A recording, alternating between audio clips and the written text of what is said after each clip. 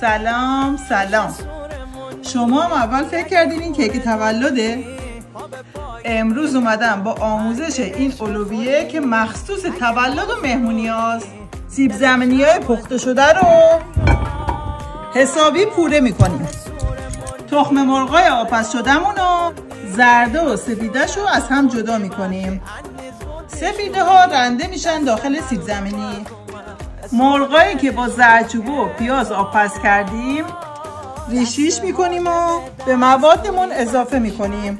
حالا خیارشور، میکس سبزیجات و این سس مخصوص که با زرده تخم مرغ، نمک، فلفل، آب مرغ و سس مایونز ترکیب میشه به مواد اصلیمون اضافه میکنیم. خوب هم میزنیم تا مواد کاملا یک دست بشه. کف قالب و نایلون میذاریم.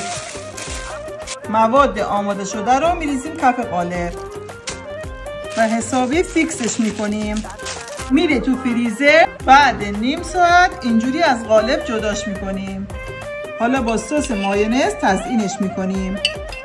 حتما تو جشناتون این اولویه رو درست کنید. بفرمایید. نوش جانتون.